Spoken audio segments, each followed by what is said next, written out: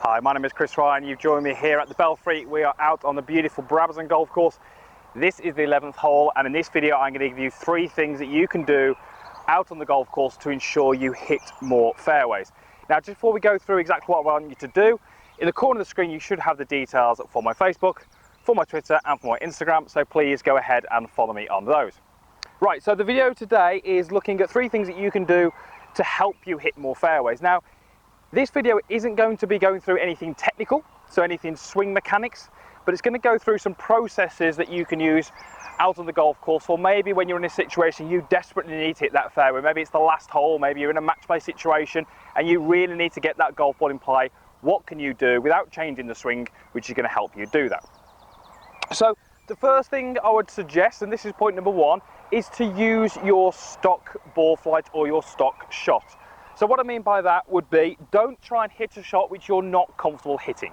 So for example, if your normal shot shape is a left to right fade that maybe turns into a slice sometimes, if you need to hit the fairway, play with that shot. So if you were stood on this hole, this 11th hole, and you had maybe a left to right ball flight, as you said, you would aim up the left hand side, maybe up towards those 2 bunkers, and allow that to happen. So you may well be during your practice working on trying to neutralize that, or maybe working towards a draw shot, but don't worry about that in this particular shot. Go with what you're comfortable doing. So for me, I generally tend to move the ball right to left. During my practice, I'm certainly trying to make a few changes which are going to help me fade the golf ball. And when I go on the golf course, I certainly do try and hit some fades with the driver. But on this particular occasion, I wouldn't do that. I'm going to use the shot that I feel more comfortable hitting, and I don't have to worry about making a golf swing which maybe doesn't feel particularly comfortable to me. So point number 1 is to hit the shot that you're more comfortable hitting, that's going to be your more natural ball flight. Number 2 is to think a little bit more about where you tee your golf ball up.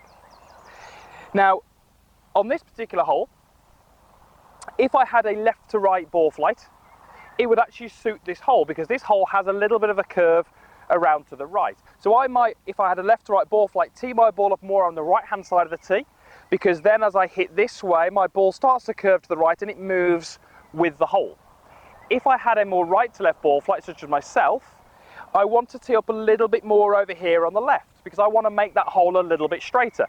The more I go over that side, the more I'm turning it into a dog leg to the right, and if my ball curves to the left, it's going to not suit my eye as much. Now, I appreciate we're not changing the angle of the hole by 20 or 30 degrees, but sometimes moving your ball between right hand side of the tee box and left hand side of the tee box can change how that golf hole looks. You might find that there are some holes on your course which don't suit your eye. Okay, you stand on that tee box and you just don't feel that comfortable playing that hole. Maybe visually it doesn't suit your ball flight or whatever it may be. And what we can do by moving this ball around the tee box is we can certainly get some holes to maybe look a little bit better, and maybe that's going to help you make a more committed golf swing. So really start to think about where you tee your ball up, and tee it up which is going to help you move the ball in the right way to suit the hole. So I say for this hole I'll be teeing it up on the left hand side, because I tend to move the ball right to left, and that helps me neutralize that hole a little bit and takes a little bit of that dog leg away. So we've chosen our shot shape. We're using our stock shot. We've teed the ball up in the right area, so we've done as much as we can to try and make us feel comfortable. The final thing I want you to do is really go through your pre-shot routine. So hopefully you've all got a pre-shot routine. If you haven't, I would strongly suggest that you do, and maybe do it at the range first before you take it to the course. So on the range, maybe think about what you're going to do, and certainly try and take it onto the course. So what I would tend to do is I would always start from behind my golf ball here, and I'm trying to really pick how I want my ball to finish in that fairway. So I'm really trying to visualize everything from the start direction to the start height to the curve, to try and visualize that ball moving through the air, really looking at the apex point, really trying to think about in detail how that ball is going to get from A to B. Once I've done that, I would generally make a couple of practice swings where I'm trying to feel what I need to hit that ball flight. After that, what I'm going to do is I'm going to set myself up, take a couple of deep breaths, pick my intermediate target on the floor, walk in, and as I walk in, I'm still trying to visualize this ball flight that I've predicted. Really important that we do this routine, because many of you, if you need to hit the fairway, you may well feel a little bit under pressure.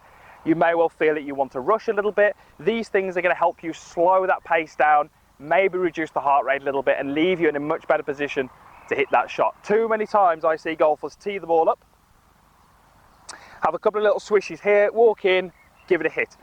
Far too quick. They're not really building the bigger picture in their mind, and if you haven't got a picture in your mind of how that ball is going to get from A to B, it is certainly going to be a lot more difficult for you to do that.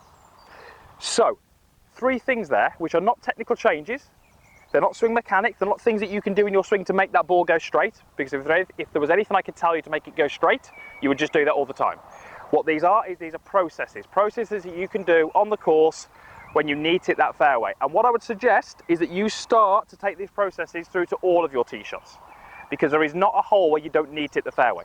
There might be holes where it's a bit more of a premium on that, but on every hole it is probably more advantageous to be in the fairway. So let me go ahead and hit this drive. I've already teed it up, I've already picked my ball flight, which is that right to left fade, so now I'm going to go through my whole routine and see if I can hit that ball down the fairway. So I've visualised it. My practice swings now are me trying to feel what I need to hit that shot. Okay, and again I'm going to go and execute it now.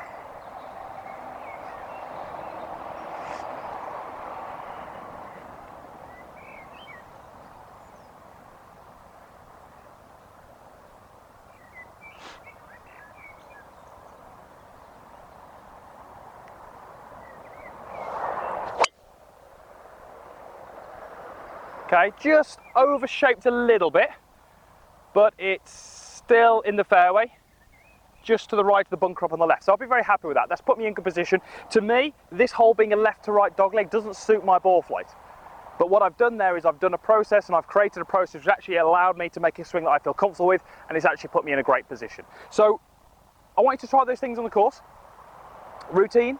Think about where you tee it, and if you really need to hit the fairway, just go with your stock shot. That is going to be the one you're more comfortable with, and that's going to leave you in a much better position to hit those fairways.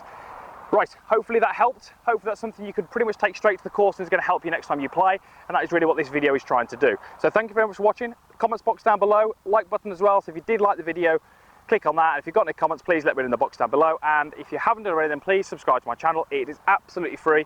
Loads more content on my channel and more being uploaded weekly, so clicking that link will just get you access to all those. Right, thank you very much for watching, and we'll see you again next time.